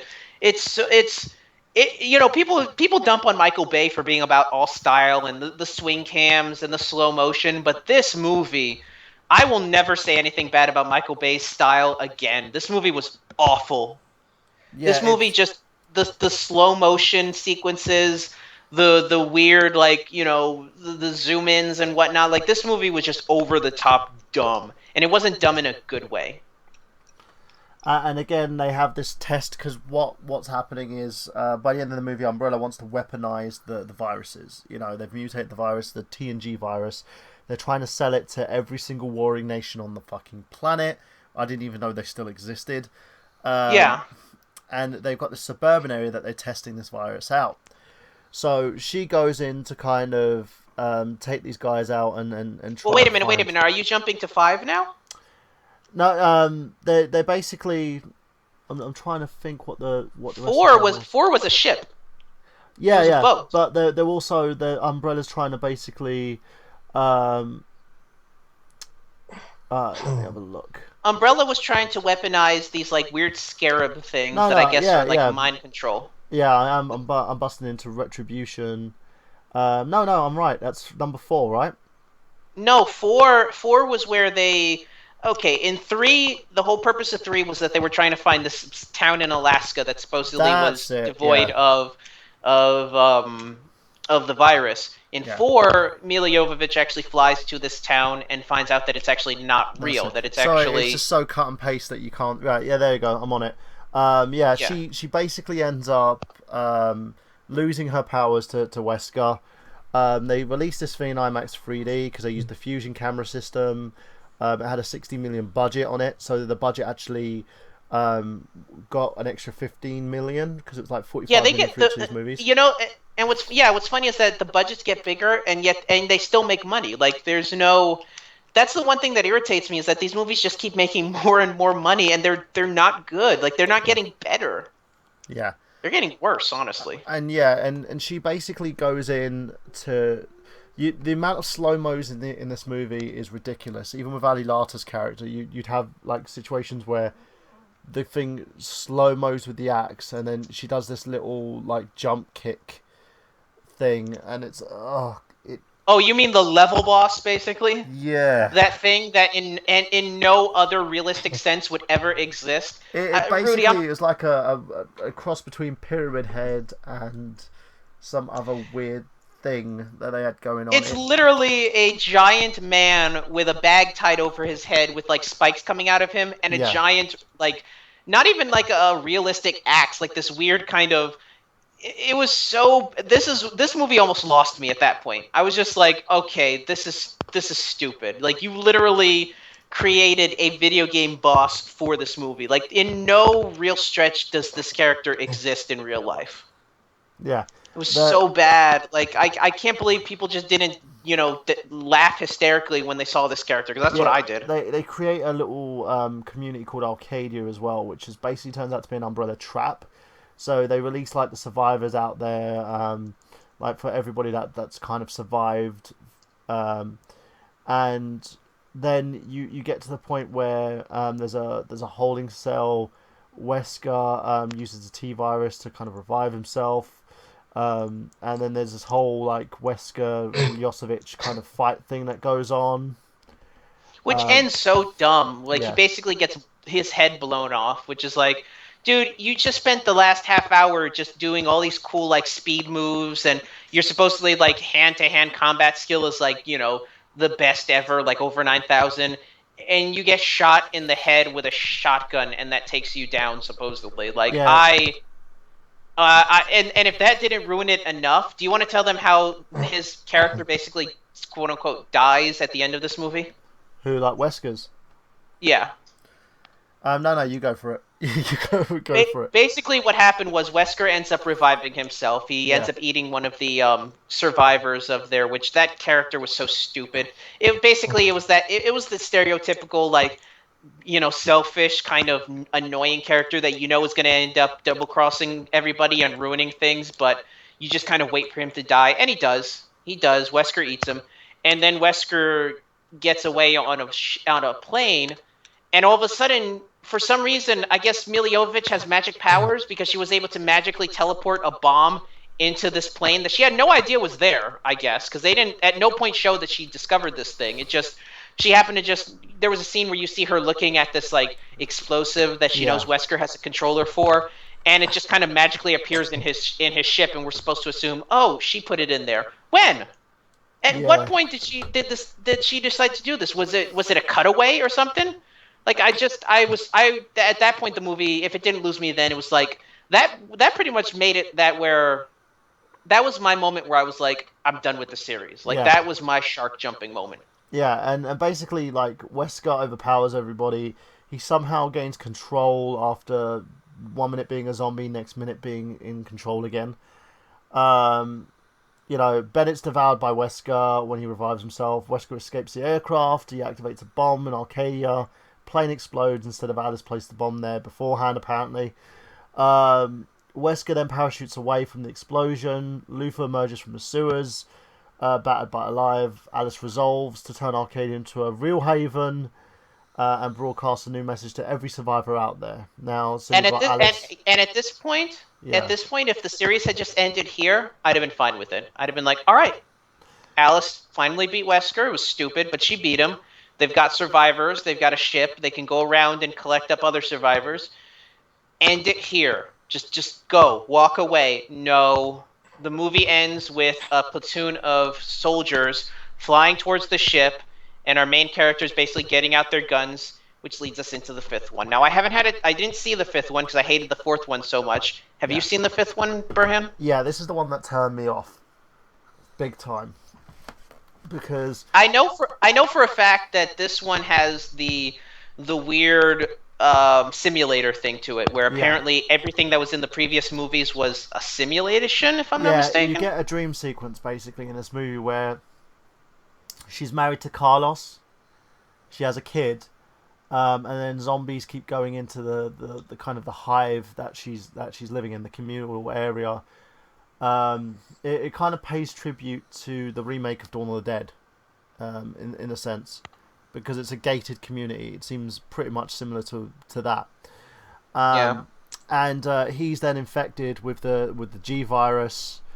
And then basically she goes through this again and again and again, this scenario, until she kind of like wakes up, and realizes who she is. So she changes from this like suburban housewife, who, by the way, there is a scene with her and her husband having sex in the shower. So her and Todd get to so I'm sure that was there for Paul Anderson's yeah, enjoyment, because we do have to point out 4 is when he came back to the series. yeah. 3 and 2 and 3 were not Paul Anderson directed. But he 4 and wrote 5 them. were, and you Yeah, can tell. yeah. So zombies attack basically the suburban area. That is actually a Raccoon City again during contamination. So Alice, Becky, they escape the streets. They're rescued by a student, Rain Ocampo, who lets them ride in his car. As a free escape, they hit a truck, knocking Rain unconscious while Alice and Becky escape. Alice hides Becky, but is killed by a zombified Todd. Then the original Alice awakens to see that she's been captured. Jill interrogates Alice to try and jog her memory. So what they've done is they've popped all these people into this little area community, clones of everyone. The initial like survivors from the first 2 movies. Yeah, that is interesting, because I do remember that specifically Jill really disappears after the second movie. She really Yeah. doesn't. They kind of bring her back in the fifth one, which Yeah, is she's been interesting. captured and made an umbrella operative against her will. You've got Ada Hmm. Wong, who's in it. Albert Wesker, again, basically is in this one as well. There's reactivated contamination of the hive that can now controls Umbrella. Ada explains the base is underwater. She's located in the Chamchatka, Russia, served as a former Soviet outpost for the hive. It was designed in producing the T-virus, the base designed by Umbrella and manufacturing clones, created and simulate outbreaks to show the effect of the T-virus when they go and sell it to the highest bidder. So they infiltrate the base. And again, you have a reintegration of the characters from the first 2 movies, who then become Umbrella operatives. So what they've done, these clones have had their memories wiped and been made into thinking that they're like Umbrella agents. So she's fighting everybody that was a friend of hers to begin with. Now she's partnering up with Ada, They then have their friend Rain try and kill them. They then jump into a good Rain, who's part of the situation. They then meet Leon's team. Now, the thing about. Oh my fucking god. Leon in this movie. He's more Resident Evil 4 Leon, right? No, he's not even that. He's just. He looks as though he's Resident Evil 4. He acts like he's a fucking emo. Every minute he's like, ah, I'm emoting. I'm Well, I'm gonna get emoting. going, guys. I appreciate you having me on. It's just that at this point, I don't want to talk about stuff I know nothing what I'm talking about. We do apologize, man. We know you've been wanting to get back on, and this was kind of the topic we had, but we totally understand. Well, I mean, you guys will have other topics, and we'll do more shows. We gotta start doing some more shows together. That's all, different things, and Yeah, sweet. We'll discuss I'll send you a message if anything in terms of what we'll do for our next week's episode. Yeah. I don't mean to cut out on you guys. It's just that if I have nothing to input on, it's like I'm just sitting here. I don't want to sound like an idiot because I don't know what you guys are talking about Well, now. It's out of basically, my. it's the final movie so far because we don't even know if we're going to get the final chapter of this. But Well, no, we're getting the final chapter. They've already said that 6 is in development, well, and that might be the they final suspended it chapter. indefinitely, haven't they? Because she's Yeah, currently Mila pregnant. Jovovich is I think she's about to have another child, or she Yeah. already has. But trust me, Paul Anderson knows that if he puts out a sixth one, there's going to be money involved. So it's fine. And like I said, Rudy, we'll get back to you in terms of our next topic, if anything. But we do appreciate you having being on, buddy. Yeah, no, and I appreciate you guys reaching out to me, especially Mike, especially Michael. Thank you for giving me the time to get home and everything to get on the show. But just a suggestion for a category, whenever, the maybe the part fours of movies and how there's a trend, not even just horror, just anything that's number four seems to be kind of strange in series of any kind of movie. Maybe we should talk about that one day. Yeah, and that could be an episode. That could be like next week's episode, if anything. We'll do like series that went on longer than it should have. Yeah, yeah. I think that's a trend with many movies, and I think we need to talk about that. No problem, man. But yeah, we'll get back. We'll get back to you on that. If anything, we'll just kind of finish up on here, and we'll let you do what you got to do. But like I said, is there anything you want to plug before you head on out? No, I mean, I just wanted to thank both of you guys for letting me on, and I apologize to the audience. I mean, this is some of the stuff that they know more about than I do. So, That's fine. yeah. You'll get into the swing of things. I mean, Dave, when he first started, didn't know much about what we were talking about, but he kind of got into the swing of things as well. It happens. Yeah, I went to an audition yesterday. Really quick, I'll let you guys know before I go. It was funny. I had 3 auditions yesterday, right, and they all went really well. But when they asked me about cinematographers and they asked me, what do you think of them, and can you name a few? I'm like, no, I can't name a few. Was this for an acting part? That's very weird when someone actually sits there and asks you Yeah, about it cinematographers was a as an actor. it's a narration job, I know, and they asked me, can you talk to us about cinematographers? And I'm like, I'm not really familiar with them. I just know directors, I know actors. When do you talk to somebody about cinematographers? Well, cinematography is more basically to do with like grading and picture. To make things look like kind of effervescent, in a Oh, okay, so sense. like Leonard Maltin and Siskel and Ebert and all them people. No, No, I honestly, cinematographers are the ones that set up shots for yeah, directors. They're yeah, kind of the ones that are like, "Hey, does this look good? Does this look like the way you want it to be?" And director will be like, "Yeah, sure, that looks great." They're kind of That's the weird. workhorses for I've never had directors. anybody come up to me before and say, "Well, what do you think of this? What do you think of that?" Interesting. Well, I guess I think that's where the trend is going. I guess you gotta, at the end of the day, you all gotta work with each other together as a group, or do your own thing. It's the only way to survive. no, True very that. true. Talk to you soon. All right, talk to you soon, guys. Rudy J. Ferretti, everybody. Thanks, guys. Yeah, and so going back to the movie, so basically what they've done is they've cloned everybody from her recent, like, the other movies, and they turn Michelle Rodriguez's character Rain evil. In the fact she becomes like the lead villain, and she's one of those characters that for some reason she's managed to adapt to the T virus. So she's this like unstoppable kind of monster. She kills everybody near to apart from like Leon, Jill, Claire, and she manages to basically escape her when she says that she's going to go after her anyway, and then gets like consumed by the zombies in the water. They go to Wesker's base at the White House, and then suddenly it has a weird twist where Wesker's like, you've got Stars people, you've got the U.S. Marine Corps there, and Alice meets Wesker in a heavily barricaded Oval Office where he injects her with the T virus again, return her to her with her powers and stuff. That she's like successfully bonded with the drug, and she is like the ultimate weapon apparently.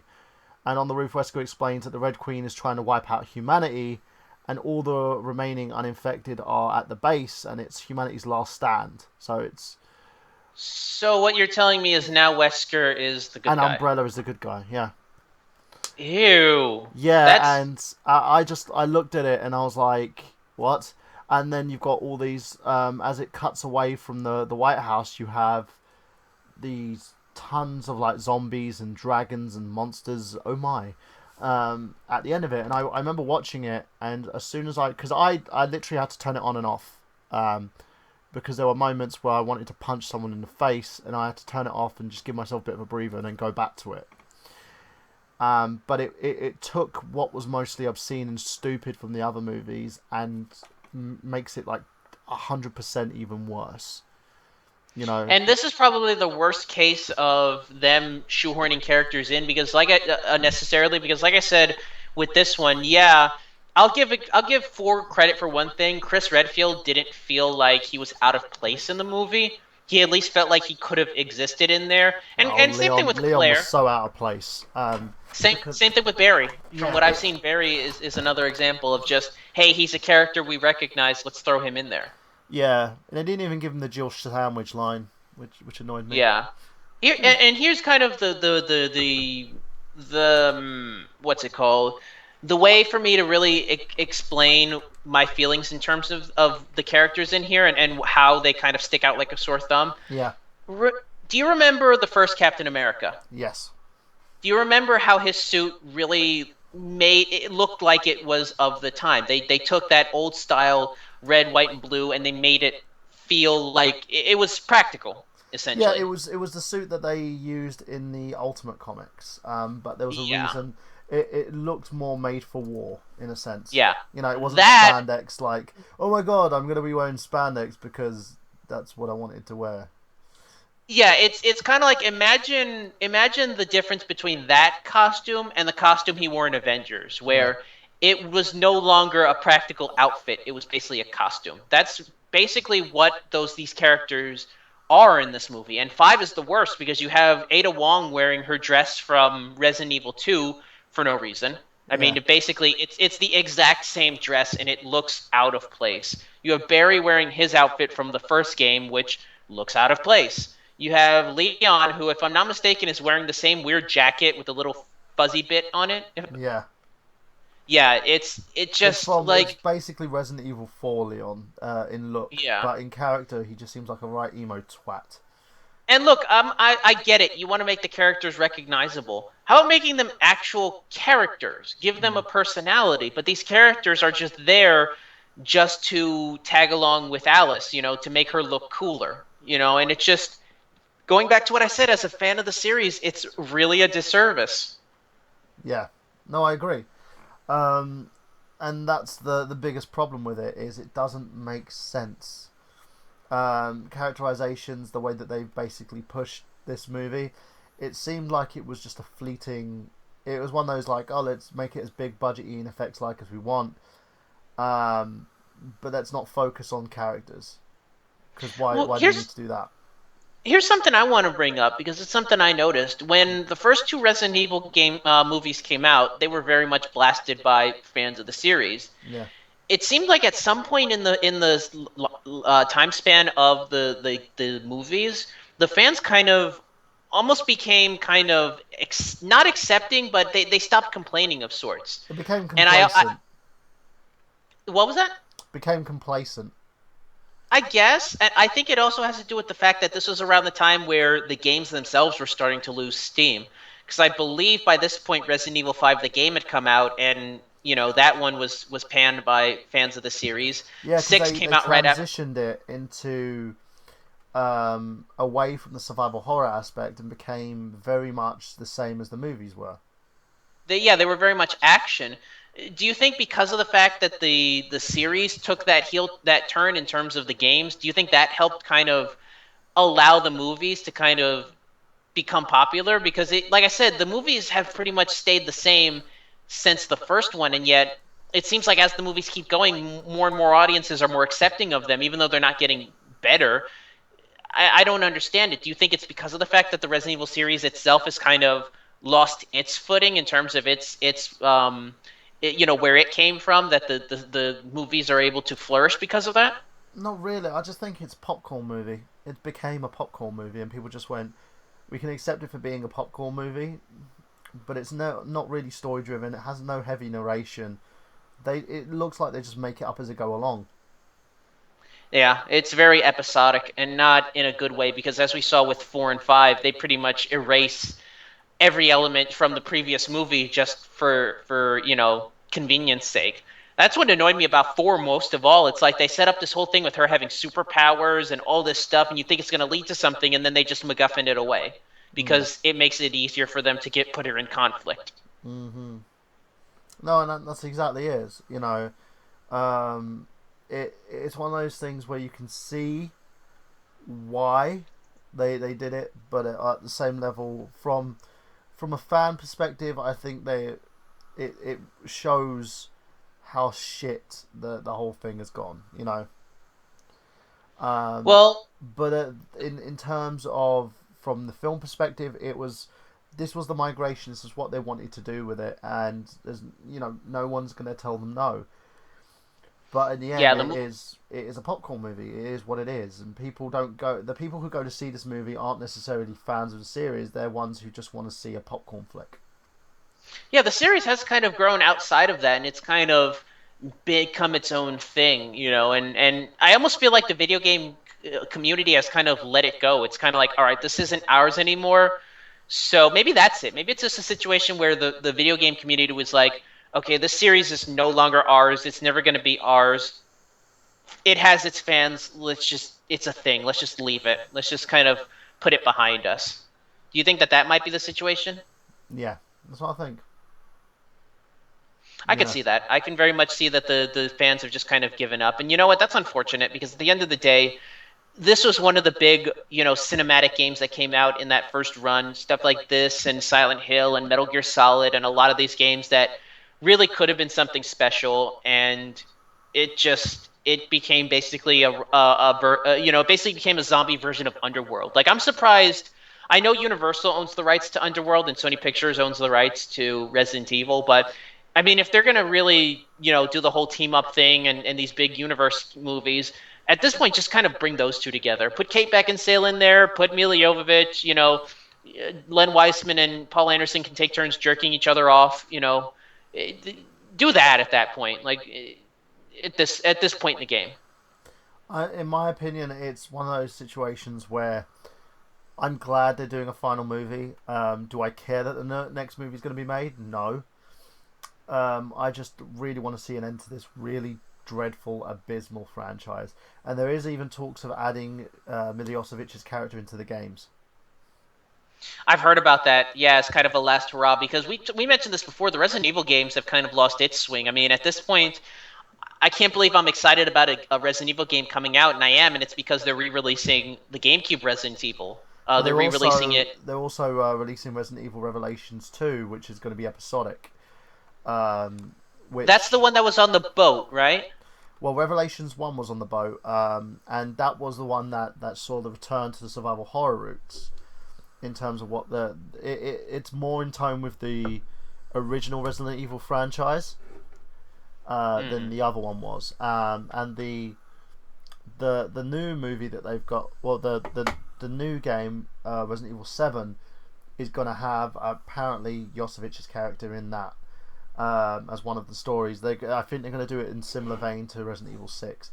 To me, as I said, I'm not really bothered. It's one of those where I saw where it progressed, I saw what they were doing with it, and it's just like meh.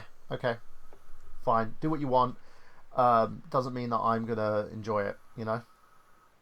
Me either. Like I said, if it wasn't for the fact that we had the retrospective, I would not have watched Resident Evil 4. And after seeing 4, I have less than. I haven't been this mad at a movie since Die Hard 4. Yeah, it's And that I thought insulting. that was as bad as it was going to get. It's insulting, and it's one of those things where you look at it as not just a movie fan, but as someone who likes stories. It pisses me off. Mm.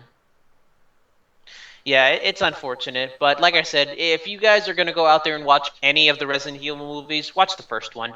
The first one I can at least recommend and say, as a singular kind of doing its own thing movie, it does its job well, and there's a lot of stuff to enjoy about that one. So give that movie a shot and don't go any further. Trust me, you're not missing anything. And if you do, good luck to you.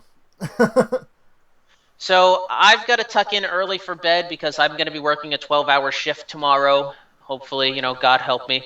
And I have to use the restroom. So I think this is going to be it for the show. Join us next week. We'll have Rudy back on and we'll discuss franchises going too far. We'll discuss movies that go into their fourth iteration, like Resident Evil and Die Hard, that just should not have that should have been. So that's something to look forward to. So, Mr. Birthday Boy, where can we find you? YouTube.com/TheNerdGenius. I've gotten a lot of new subs. Thank you for those who've done that. I'm now part of Maker Studios as well, so make sure that you. Are you? Yep. Oh wow! Congratulations. So I'm part of the Maker family. So make sure you check out some new videos. I've got some new videos planned this week. Due to the fact that my life has kind of changed currently this week, so I've got to sort some stuff out in terms of that. But new videos and new content is going to be forthcoming. Movie's going to be debuting at the Cannes Film Festival this year, which is a film that we're going to be submitting called Glass Mirrors. Got a few more movies that I'll be directing. I'm currently editing a director's cut of a movie that I did last year called What We Are. And the Silent Hill Kickstarter is coming as well for the Silent Hill TV series. The reason why it hasn't been released as of yet, a lot of the team have come back to me asking for a finished script first before we release the kind of the Kickstarter. So I'm going to do that first, get the Kickstarter out, and start raising funds for this. Speaking of Kickstarters, go to lafights.com for Nigel McGuinness. He's got a Kickstarter that could single-handedly change the face of professional wrestling, not only for the wrestlers but for the fans.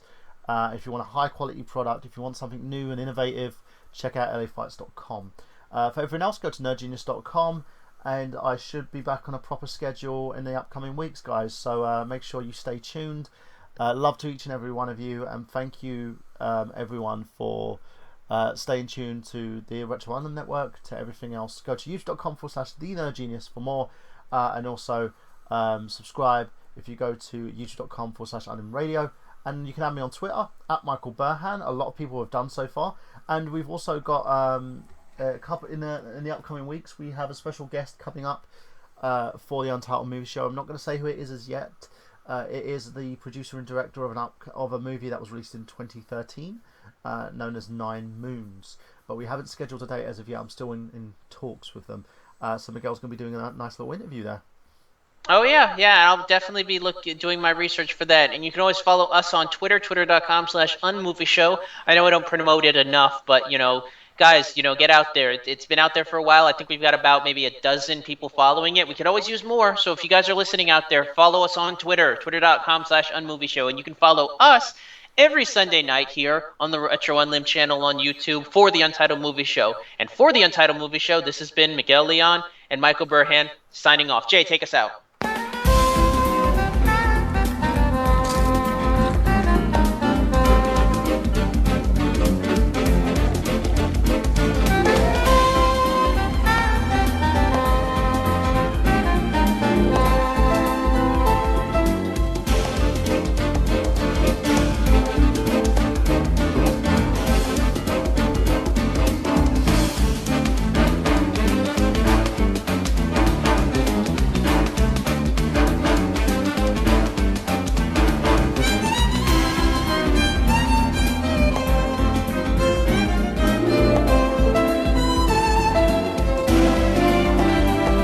Celebrity voices are impersonated. No celebrities were harmed in filming of this episode.